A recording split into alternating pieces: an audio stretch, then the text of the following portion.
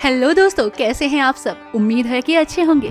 दोस्तों, आज हम आपको लेकर जा रहे हैं दुनिया की सबसे खुशहाल जगह, जहां पर दुनिया के सबसे खुश रहने वाले लोग रहते हैं। सोचिए, आज के जमाने में खुश रहना कितना मुश्किल है, लेकिन इस देश में सभी लोग काफी खुश रहते हैं। ये देश खुशहाल लोगों की लिस्ट में नंबर 1 पर आता है।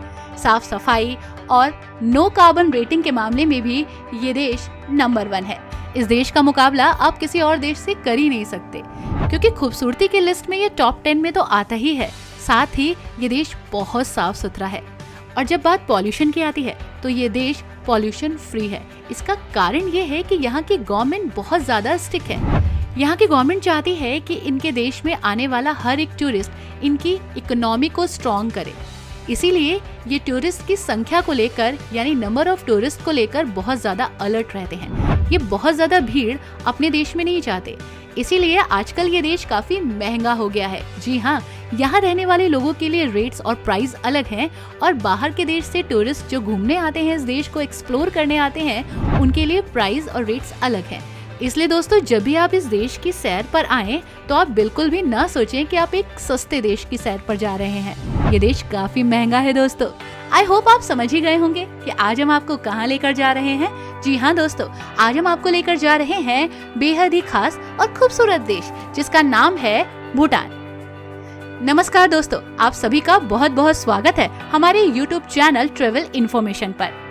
दोस्तों, भूटान हिमालय के दक्षिण पर्वत के दक्षिणी तलहटी में स्थित एक छोटा सा खूबसूरत सा देश है। भूटान बहुत ही रहस्यमय और अद्भुत देश है दोस्तों, जो कि भारत और चीन के मध्य में है। भूटान प्राकृतिक सुंदरता के साथ साथ यहाँ के आर्किटेक्चर के लिए भी जाना जाता है। भूटान की राजधानी थिम्पू है, जो बेहद ही सुंदर शहर है। भूटान की प्राकृतिक सुंदरता प्रकृति प्रेमियों के लिए एक स्वर्ग है। भूटान में ऐसे बहुत से पर्यटक स्थल हैं जो कि अपने आप में काफी अद्भुत और सुंदर हैं। वर्तमान समय में ऐसे बहुत से लोग हैं जो भूटान की यात्रा करना पसंद करते हैं। खासकर प्राकृतिक सुंदरता के कारण भूटान में यात्रियों का अट्रैक्शन बहुत ज्यादा है। मैंने आपसे कहा था ना कि यहाँ बहुत सारे यात्री आना चाहते हैं, लेकिन गवर्नमेंट काफी अलर्ट है। दोस्तों, भूटान दक्षिण एशियाई क्षेत्र में सबसे स्वच्छ देशों में से एक है। भूटान को land of the thunder dragon के नाम से भी जाना जाता है।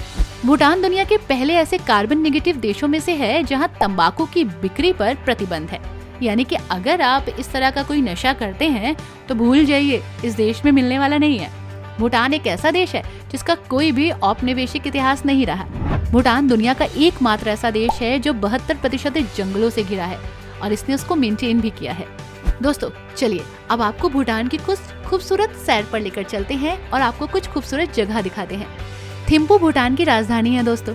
हिमालय की सबसे ऊंची पर्वतमालाओं पर बसा ये शहर भूटान के सबसे बड़े शहर में से एक है।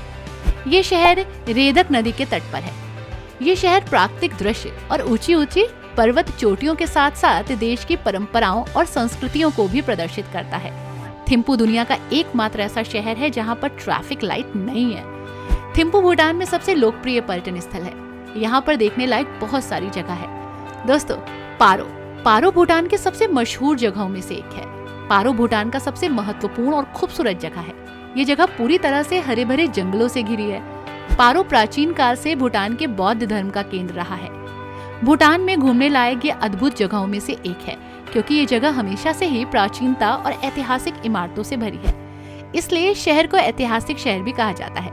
यहाँ पर घूमने लायक बहुत से पवित्र और दर्शनीय स्थल हैं। आधुनिक जीवन शैली और रंगीन परंपराएं भी आपको यहाँ देखने को मिलेंगी। दोस्तों, ये है टोंगसा। टोंगसा भूटान के सबसे मशहूर और लोकप्रिय पर्यटन स्थल में से एक है। टोंगसा ऊंची पहाड़ की चोटी पर बसा है, जो कि अपनी प्राकृतिक सुंदरता और बेहतरीन दृश्यों के लिए जाना जाता है। ये शहर भी भूटान के अद्भुत शहरों में से एक है। इस शहर के अद्भुत और प्रमुख अट्रैक्टिव टोंगसा ड्रंगजोंग है, जो कि उड़ते हुए ड्रैगन जैसा दिखता है। इसके अलावा इस शहर का मेन अट्रैक्शन यहाँ का इतिहास है। सफेद धुली हुई इमारतें हैं, बेरंग पौधे हैं, जिन्हें पर्यटक काफी पसंद से देखते हैं। दोस्तों, ये है फोबजीखा। फोबजीखा भूटान के देखने लायक जगहों में से एक है। फोबजीखा कटोरी के आकार की एक घाटी है, जो कि पर्यटकों को बहुत पसंद आती है। इस घाटी को गंगचेक घाटी के नाम से भी जाना जाता है। फोबजीखा घाटी पर्वत श्रृंखलाओं के पश्चिम ढलानों पर स्थित एक छोटा सा शहर है। ये घाटी अपने खूबसूरत दृश्यों के लिए काफी प्रसिद्ध है। यहाँ पर मनोरम घाटियाँ, रास्ती पर्वत चोटियाँ और हरे भरे घास के मैदान दिखते हैं। प्राकृतिक सुंदरता का काफी अच्छा दृश्य यहाँ नजर आएगा। ये घाटी खास तौर पर अपने शांत माहौल के लिए जानी जाती है। दोस्तों, ये है फुट शोलिंग। फुट शोलिंग भूटान के सबसे प्रसिद्ध और खूबसूरत पर्यटन स्थलों में से एक है। फुट शोलिंग हिमालय पर्वतमाला की तलहटी में बसा है और बेहद ही खूबसूरत शहर। ये शहर खास तौर पर भूटान की संस्कृति और परंपराओं के लिए जाना जाता है। ये शहर भूटान की राजधानी थिम्पू से लगभग 150 किलोमीटर दूर है और ये शहर भारतीय शहरों के साथ साथ सीमा साझा करता है। त्राशिगांग भूटान की सबसे प्रमुख और मशहूर दर्शनीय स्थल है। भूटान के पूर्वी हिस्से में ये है और त्राशिगांग भूटान के सबसे बड़े जिलों में से एक है। इसी कारण इसे पूर्व का गहना भी कहा जाता है। इस जगह प्राकृतिक सुंदरता देखने लायक है। दोस्तों, ये है दोचुला दर्रा। दोचुला दर्रा भूटान के सबसे आकर्षक स्थलों में से है। दोचुला दर्रा एक खूबसूरत पहाड़ी दर्रा है। दोस्तों, भूटान में थिम्पू और पुनाखा के बीच में स्थित है ये, और दोचुला दर्रा हिमालय के सबसे शानदार दृश्यों में से एक है। दोचुला दर्रा भूटान में घूमने के लिए सबसे बेहतरीन जगह है। आपको बता दें कि यहाँ दूर दूर से लोग आते हैं और क्वालिटी टाइम स्पेंड करते हैं। दोस्तों, भूटान एक बेहद ही खूबसूरत देश है और यहाँ पर आपको रहने के लिए बहुत सारी जगह मिलेंगी। भूटान में घूमने के लिए आप ट्रेवल का इस्तेमाल करिए। थोड़ा सा महंगा पड़ता है, लेकिन सुविधाएं बहुत है और सुरक्षित बहुत है। इसके साथ साथ यात्रियों के रुकने के लिए होटल, लॉज, रिजॉर्ट्स भी उपलब्ध हैं। आप अपने बजट के हिसाब से यहाँ पर होटल चूज कर सकते हैं। अगर आप भूटान घूमने आ रहे हैं, यहाँ की प्राकृतिक सुंदरता को करीब से देखना चाहते हैं, तो भूटान में 4 अलग अलग मौसम देखने को मिलते हैं, जो कि अपने आप में भूटान की सुंदरता को बताते हैं।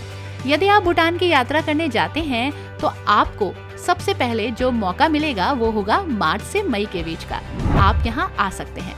बसंत का महीना भी बेहतरीन है, जिस समय प्राकृतिक दृश्य बहुत ही खूबसूरत लगते हैं। सितंबर से नवंबर के महीने के बीच में भी आप यहाँ आ सकते हैं, क्योंकि इस दौरान शरद ऋतु होती है और ये मौसम भी काफी खूबसूरत होता है। अगर आप अपने पार्टनर के साथ आ रहे हैं, तो कोशिश कीजिएगा नवंबर अक्टूबर में आने की। बेहतरीन मौसम मिलेगा आपको। दोस्तों, मैंने आपको पहले भी बताया था कि थोड़ा बहुत खर्चा लगता है भूटान घूमने का। यहाँ का परमिट, यहाँ की फीस, साथ ही यहाँ का रहना, यहाँ का घूमना महंगा हो चुका है। क्यों?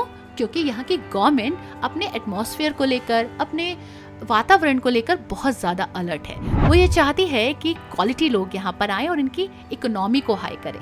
इसलिए जब भी आप यहाँ जाएं, तो अपनी बजटेड जर्नी को जरूर प्लान कर लें। आप यकीन मानिए, आपका अनुभव बहुत ही खास होने वाला है और आप कभी भी भूटान से डिसअपॉइंट नहीं होंगे, ऐसा मेरा कहना है। तो दोस्तों, कैसा लगा भूटान का ये सफर आपको? हमें जरूर बताइएगा। इसके साथ साथ हमें ये भी बताइएगा कि आप भूटान कब जा रहे हैं। क्या वाकई आपको लगता है कि भूटान महंगा कंट्री है? अगर ऐसा है तो कमेंट बॉक्स में जरूर बताइएगा। मिलते हैं आपसे कुछ और नई जानकारियों के साथ, कुछ और नए खास देशों के साथ। तब तक के लिए bye bye and take care.